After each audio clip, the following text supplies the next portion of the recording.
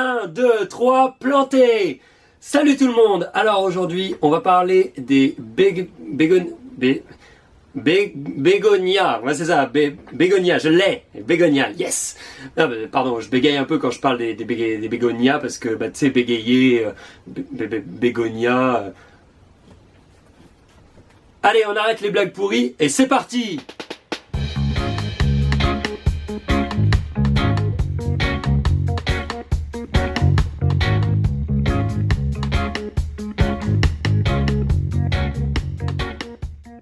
Alors, les bégonias, en fait, on va pas parler de tous les bégonias, parce qu'il y en a, je sais pas combien d'espèces différentes, mais on va parler d'un bégonia en particulier, une très jolie plante, je trouve, du moins, le bégonia maculata. C'est une plante qui est originaire d'Amérique du Sud, et surtout de la partie, du coin du Brésil. Il appartient à la famille donc des Bégoniacées. Alors, pour la petite histoire de la découverte des bégonias, ça s'est passé au XVIIe siècle. L'intendant de la ville de Rochefort en France, qui s'appelait Michel Bégon, a organisé une expédition aux Amériques et aux Antilles. Et dans cette expédition, il y avait un certain père plumier qui donc a découvert le premier bégonia, je ne sais pas lequel, mais en tout cas je ne sais pas quelle variété, mais il a découvert un bégonia et lui a donc tout naturellement attribué le nom de l'intendant de Rochefort, donc Michel Bégon, bégonia, voilà, qui avait organisé cette expédition. Cette aventure extraordinaire s'est passée en 1869, si tu veux vraiment tout savoir jusqu'au bout. À savoir que à Rochefort, on y trouve aujourd'hui le conservatoire du bégonia, qui cultive environ 1300 espèces hybrides ou naturelles. C'est la plus grande collection de bégonias au monde. Et ce conservatoire, alors moi j'y suis jamais allé, mais de ce que j'ai vu, il est donc situé au 1 rue Charles Plumier, donc du nom de son découvreur. Alors les bégonias font donc partie de la famille des bégoniacées. Le bégonia maculata, qui nous concerne aujourd'hui, est donc une tropicale qui va être vivace jusqu'à 5 degrés environ. Mais là, on parle de survie, hein. Elle a rien à foutre à 5 degrés dans la jungle brésilienne, hein, honnêtement. C'est vraiment, c'est de la survie de la plante. En réalité, c'est une plante qui va commencer à être bien à partir de 15 degrés. Et idéalement, elle va apprécier des températures qui tournent plus autour des 20-22 degrés. À partir de 15 degrés, on peut même la sortir dehors. Mais attention, c'est une plante qui n'aime pas les courants d'air comme la plupart des tropicales d'ailleurs. C'est une plante aussi qui va pas aimer être trop souvent déplacée. Donc on minimise les déplacements parce que elle a des feuilles qui s'orientent vraiment vers la lumière. Donc à chaque fois qu'on la déplace, ça lui demande de réorienter ses feuilles et ça lui demande donc beaucoup d'énergie. Donc elle va pas vraiment apprécier. Voilà, donc c'est correct, hein, on peut la déplacer une fois ou deux, mais on passe pas sa vie à la bouger de place. Et vous observerez donc effectivement que ces feuilles s'inclinent vers la source de lumière. Alors c'est une plante qui, comme toutes les tropicales, va vraiment adorer l'air ambiant humide. Donc par exemple, si vous êtes au Québec, l'été, on sait bien qu'il fait très chaud et relativement humide dans l'air, la plante va vraiment adorer ça. N'hésitez pas à la sortir, sauf si vous avez peur qu'un ours vienne vous la voler, mais sinon c'est correct. Alors par contre on la place dans un environnement plutôt mi-ombre, ensoleillé, mais je dirais plus mi-ombre quand même. Et ça aime pas trop la lumière directe, on va dire. Ça peut tolérer un peu le soleil, mais quand même vraiment pas une lumière directe. Moi perso je la place à la mi-ombre, elle est parfaite, elle est dans un coin, il y a un mur qui l'abrite, donc elle a ni courant d'air, ni le soleil direct, jamais de la journée. Et elle est au top à cet endroit-là. Au niveau du terreau, la plante va préférer un terreau plutôt neutre ou légèrement acide et un terreau léger. Donc pour ça, un terreau pour tropical est tout indiqué. On peut en trouver facilement aujourd'hui. C'est fait exactement pour ce type de plante. C'est une plante qui va aussi aimer être dans des pots pas trop grands, donc plutôt des pots étroits que grands. Un peu comme les cactus hein, qui détestent les pots trop grands, ça ne leur réussit pas. Bah, elle, c'est un peu pareil.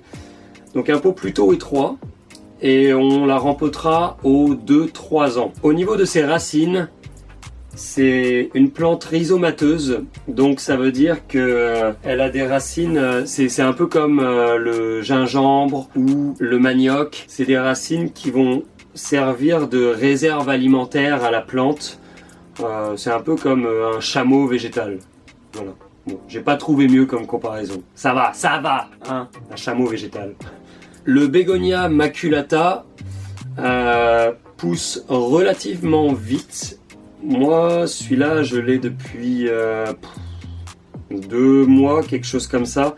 Et il s'est déjà beaucoup développé. Il a fait plein de nouvelles petites feuilles. On peut voir ici. Il y en a plein qui sont en cours. Et c'est une plante qui va atteindre environ 1 mètre, voire même 1,50 m de hauteur.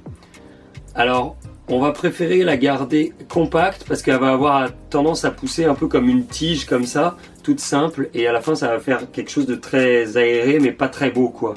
Donc on préfère la garder compacte. Pour ça, on n'hésite pas à la tailler une fois que sa floraison est finie ou à l'hiver. Ça fait partie des quelques plantes qu'on peut tailler à l'hiver. Et on va donc alors vous noterez que j'ai ramené Bamba ici, hein, mon cher ami Bamba l'avocat, qui est heureux comme tout de vous retrouver en vidéo, n'est-ce pas? Parce que justement, le lien entre les deux, c'est que donc quand on va tailler la bégonia, on va la tailler environ à 1 cm au-dessus d'un nœud. Parce que c'est dans les nœuds que se trouve l'hormone de croissance des plantes, et donc c'est à partir de là que ça va redévelopper d'autres branches. Mais le nœud, c'est pas juste le petit truc qu'on voit, il faut laisser un peu de largeur au nœud, donc 1 cm au-dessus du nœud. Et justement, le lien avec Bamba, c'est que j'avais dit dans une précédente vidéo que j'allais lui aussi parce que lui c'est pareil, il a tendance à pousser comme une grande tige, et si tu le coupes jamais, il fera jamais de ramification, ou très peu. J'ai pas envie d'avoir une grande tige chez moi.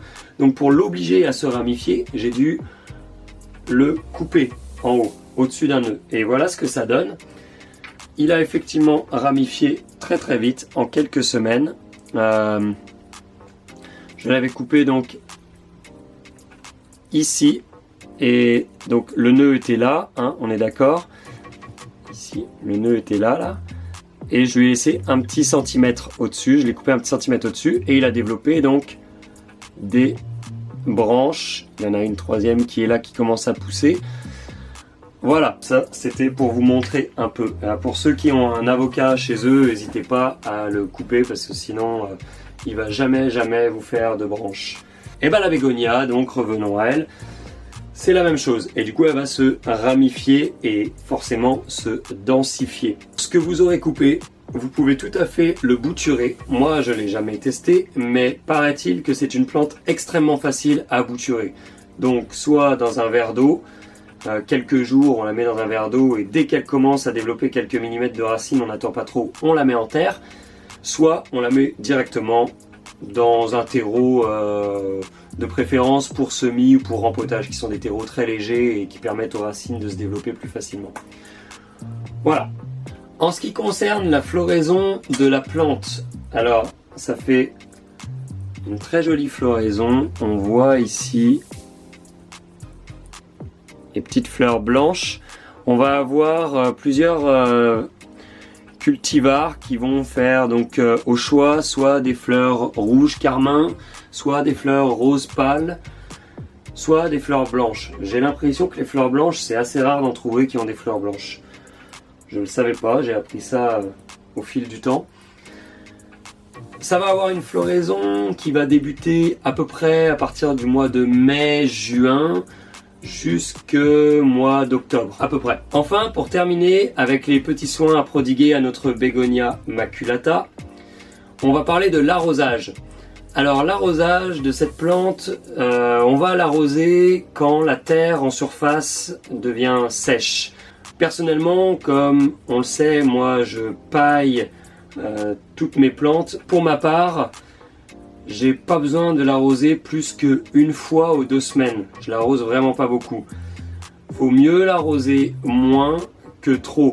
L'excès d'eau va entraîner la chute des feuilles. Aussi, on pourra observer des fois les bords des feuilles ou le bout des feuilles qui va sécher. Comme la plupart des plantes, ça peut être un indice à propos de l'arrosage qui va pas ou bien de l'air ambiant qui est trop sec.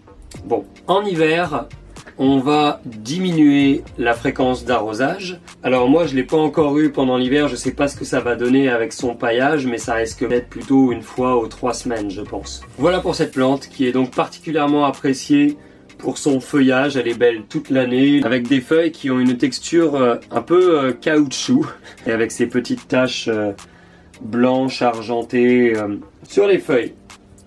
Voilà, vous savez tout sur la Bégonia maculata. C'est une plante donc relativement facile d'entretien quand même, hein.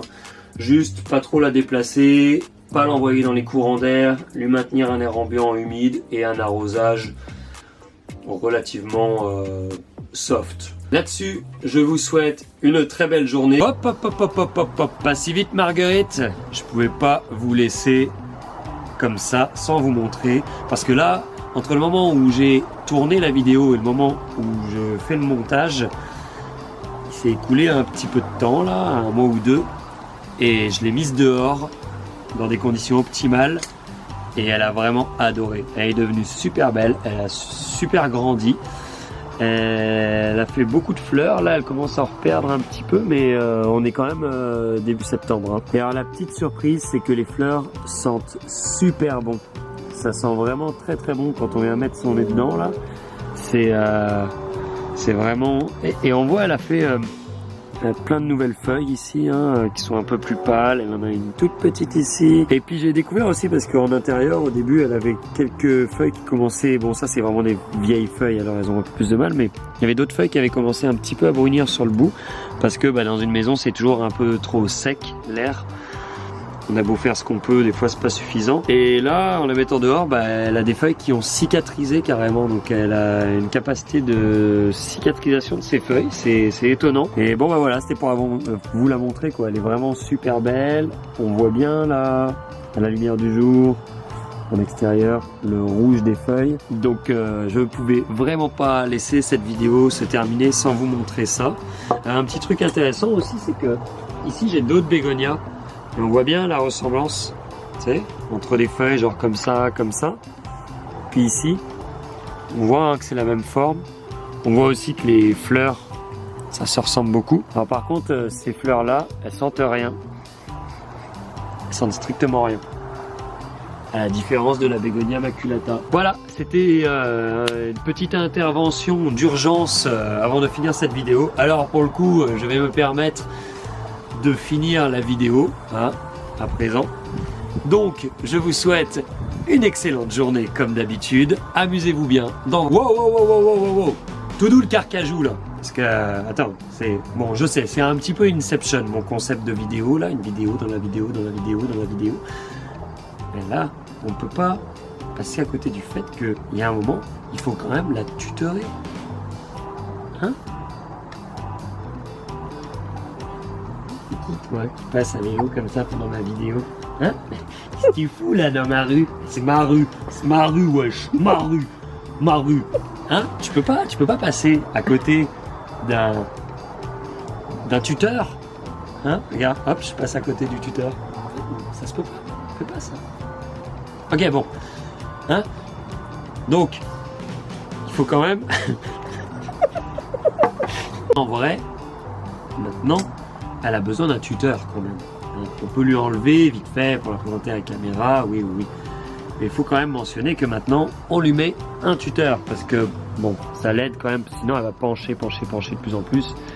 C'est bien de lui mettre un petit tuteur. Alors moi, j'en avais pas d'autres, hein. Il y a des tuteurs un petit peu plus discrets, un peu plus... Hein, mais j'ai fait comme j'ai pu. Tous mes tuteurs sont pris. Alors, je suis perdu dans cette vidéo. Alors voilà, c'est tout. Voilà, alors là-dessus, je vais me permettre de terminer la vidéo, n'est-ce pas? Donc, je vous souhaite... Qui me chatouille? Ah, c'est le... Hein? Salut toi! Ça la pince. Yes. Alors, là-dessus, je vous souhaite une excellente soirée. De même que la Morning Glory vous souhaite une excellente soirée aussi. Dis bye bye à la caméra, bye bye.